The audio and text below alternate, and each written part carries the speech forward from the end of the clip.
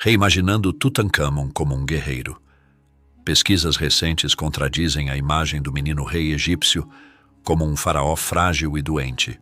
A tradição popular sugere que Tutancâmon, o menino rei cuja tumba imaculada abriu uma janela para as riquezas do Antigo Egito, era um faraó frágil. Muitas das evidências para essa afirmação vêm de tomografias computadorizadas de sua múmia. Como os arqueólogos Zahi Hawass e Sahar Salim escreveram em 2016, a imagem da tomografia computadorizada também revelou uma deformidade no pé torto esquerdo.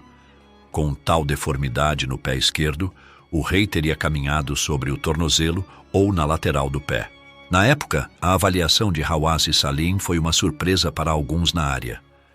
Afinal, Douglas Derry, um anatomista habilidoso, examinou os pés de Tutancâmon na década de 1920 e não notou nada em comum. Nem R.G. Harrison, que fez um raio-x da múmia de Tutancâmon na década de 1960. Em uma carta de 2010 ao Journal of the American Medical Association, James Gamble, um cirurgião ortopédico da Universidade de Stanford, declarou que não viu nenhum pé torto nas tomografias. Se a condição de Tutancâmon fosse tão grave quanto os arqueólogos argumentaram, ele provavelmente teria assimetria nos ossos das pernas inferiores e talvez até mesmo na pelvis. Mas as pernas do faraó pareciam ser simétricas. Nenhum sinal de desgaste assimétrico aparece nas dezenas de pares de sapatos e sandálias enterrados ao lado dele. Alguns defensores da teoria do faraó doente apontam para mais de 130 bengalas encontradas na tumba de Tut. Vale a pena notar, no entanto, que os antigos oficiais egípcios eram frequentemente retratados com bengalas como um sinal de sua autoridade. Se Tutancâmon era de fato relativamente saudável, é possível que ele desempenhasse outro papel também, o de um guerreiro. Para evidências disso, devemos olhar para os monumentos perdidos do menino rei. O primeiro grande projeto de construção de Tutancâmon em Tebas foi a conclusão de um monumento iniciado por seu avô paterno, Amenhotep III, que construiu um salão com colunatas de 150 pés de comprimento no templo de Luxor, mas morreu antes que fosse decorado.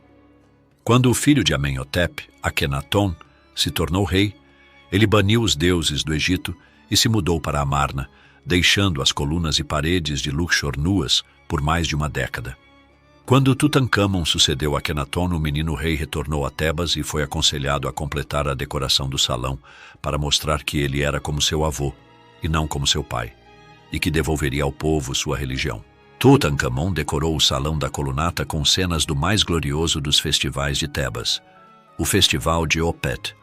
Opet era o antigo nome de Karnak, lar da tradicional trindade tebana de Amon, o pai, de Mut, a mãe, e Khonsu, o filho.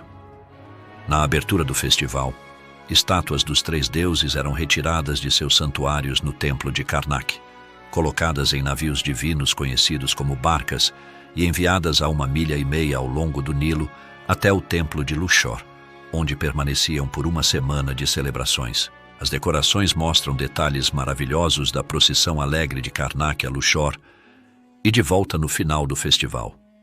Tutancâmon é destaque nos relevos na parede oeste da colunata, onde ele faz oferendas à Trindade Divina. Infelizmente, ele não recebe crédito por suas devoções. Em vez disso, seu nome foi apagado e substituído pelo do faraó posterior Horemheb. Por muitos anos, a Organização de Antiguidades Egípcias, agora Ministério do Turismo e Antiguidades, planejou descobrir o antigo caminho de esfinges que levava de Karnak a Luxor. Ao remover estruturas posteriores construídas sobre a avenida, especialistas descobriram que as fundações desses edifícios da era medieval continham blocos inscritos retirados dos antigos templos da área. À medida que os blocos se acumulavam, egiptólogos do Epigraphic Survey of the Oriental Institute da Universidade de Chicago, com sede na Chicago House em Luxor, decidiram verificar se algum era da colunata de Tutancâmon, que estava sem os primeiros metros de suas paredes. No final, a equipe encontrou mais de 1.500 blocos reaproveitados. O egiptólogo Ray Johnson estava entre os pesquisadores que estudaram as pedras do templo. Ele notou que a coleção incluía cerca de 200 blocos adicionais, incluindo alguns que continham o nome de Tutankhamon, mas eles não pertenciam à colunata de Luxor. As inscrições indicavam que eles vinham da mansão de Neb-Keperuri, em Tebas, um templo mortuário até então desconhecido iniciado por Tutankhamon e concluído por seu sucessor, Aie, como um memorial ao jovem rei após sua morte prematura. Durante o Novo Império, cada faraó construiu um templo mortuário onde os sacerdotes faziam oferendas pela alma de seu rei falecido. Construídos na margem oeste do Nilo, não muito longe do Vale dos Reis, o Reino dos Mortos, esses templos são alguns dos monumentos mais famosos do Egito. Em suas paredes, os faraós esculpiram os feitos dos quais mais se orgulhavam. O templo de Hatshepsut registrou a expedição que ela enviou à terra de Punt, no sul, para trazer incenso e mirra de volta ao Egito. Nas paredes do Ramesseum podemos ver e ler sobre os esforços heróicos de Ramsés, o Grande, na Batalha de Kadesh. E em Medinet Habu, vemos Ramsés III repelindo o ataque do povo do mar. Os templos mortuários são documentos históricos importantes, fornecendo informações sobre os reinados dos faraós que os construíram. Eles são fontes primárias que nos permitem reconstruir as vidas dos governantes do Antigo Egito. Com apenas algumas centenas de quarteirões do templo de Tutankhamon, Johnson se perguntou se ele tinha o suficiente para reconstruir algo sobre a vida sombria do menino rei. A resposta foi sim, mas apenas por causa da natureza imutável da arte egípcia. Os artistas egípcios antigos eram frequentemente instruídos a copiar cenas tradicionais de gerações anteriores. Se você olhar para o Ramesseum ou Medinet Habu, verá o faraó, sozinho em sua carruagem, rédeas de cavalo amarradas em volta da cintura, atirando flechas no inimigo. Em uma parede podem ser os núbios, os inimigos do Egito ao sul. Em outra, são os asiáticos, basicamente na mesma cena. Como os artistas usaram grades para planejar essas cenas de parede clichê, até as proporções são as mesmas. Então, se você tem apenas alguns blocos, mas sabe como o resto da cena deve ser, você pode preencher o que está faltando. Se você tem um bloco que mostra rédeas amarradas na cintura, por exemplo, você sabe que é a cintura de um faraó e que haverá um faraó acima da cintura atirando um arco, uma carruagem abaixo da cintura e um par de cavalos à esquerda. E se você tem um bloco com um núbio com uma flecha nele, você sabe que haverá muito mais núbios com flechas neles. A natureza estática da arte egípcia permite tal reconstrução. Mapear as cenas no templo mortuário de Tutankhamon levou a Johnson a maior parte de 10 anos e se tornou sua dissertação de doutorado.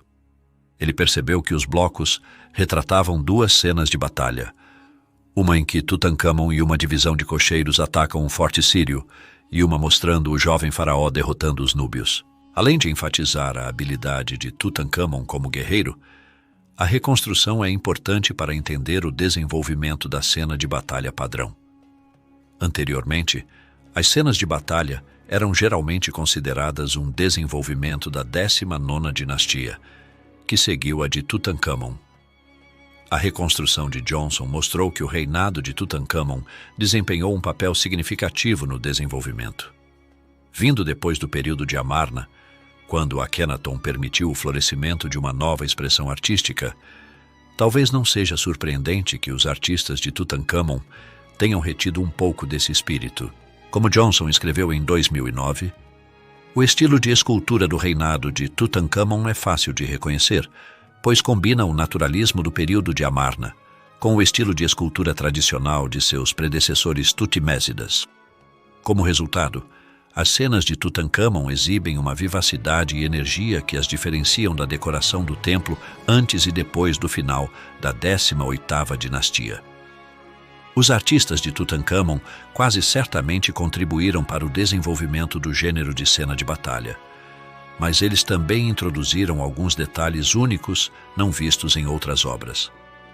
As cenas de batalha tradicionais de faraós posteriores incluem uma cena mostrando a contagem dos inimigos mortos no final da batalha, um ato realizado cortando as mãos dos guerreiros falecidos e empilhando-as para que os contadores militares registrem o número.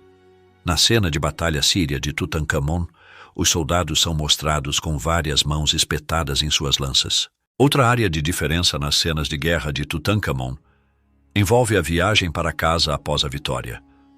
Em um bloco podemos ver um prisioneiro sírio amarrado suspenso em uma gaiola como um troféu de guerra. Esta reconstrução é importante. Ela nos dá uma nova perspectiva sobre Tutankhamon, demonstrando que ele queria ser visto como um guerreiro. A imagem guerreira de Tutankhamon é reforçada no famoso baú pintado encontrado na antecâmara de sua tumba. Ele é mostrado derrotando inimigos núbios e asiáticos, eventos ecoados nas decorações do templo mortuário.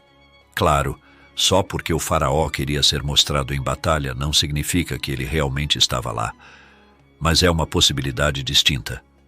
Um colete de couro foi encontrado na tumba de Tutankhamon, mas como estava muito deteriorado, ninguém queria lidar com sua restauração. Agora ele finalmente foi estudado cuidadosamente, levando especialistas a concluir que não apenas era funcional, mas também mostrava desgaste e provavelmente tinha visto ação. Quando os faraós registravam batalhas em seus templos mortuários, eles quase sempre anotavam o ano em que a batalha ocorreu, como ano 5 do reinado de Ramsés. Quando temos um ano, isso é uma boa indicação de que uma batalha realmente ocorreu. O rei pode não ter sido tão heróico quanto ele afirma, mas algo aconteceu. As cenas de batalha de Tutankhamon têm datas? Não sabemos, pois muitos blocos continuam desaparecidos. Ainda assim, conforme os futuros projetos de construção na cidade de Luxor progridem, mais blocos do templo mortuário de Tutankhamon podem ser encontrados, talvez com datas para as campanhas da Síria ou da Núbia. Tutankhamon ascendeu ao trono quando tinha cerca de 9 anos e governou por apenas 10 anos. Nos primeiros 4 ou 5 anos de seu reinado, é bem provável que ele nunca tenha entrado em batalha. Se, no entanto, descobrirmos uma cena de batalha datada do 9º ano ou mais de seu reinado, ele provavelmente realmente participou. Se as duas cenas de batalha não tiverem data, elas são genéricas, e muito provavelmente o menino rei ficou em casa. Juntas todas as pesquisas recentes sobre Tutankhamon, desde novas interpretações de raio-x e tomografias computadorizadas até estudos de seus calçados e templo mortuário, apresentam um retrato bem diferente do que é frequentemente visto na mídia popular e até mesmo em publicações científicas. Então Tutankhamon era um guerreiro? A agulha está definitivamente se movendo para o sim. O que você achou? Deixe sua opinião abaixo nos comentários. Ela é muito importante para o canal. Se você gostou do conteúdo, compartilhe o vídeo com seus amigos e conhecidos. Um forte abraço. Nos vemos em breve. Até lá.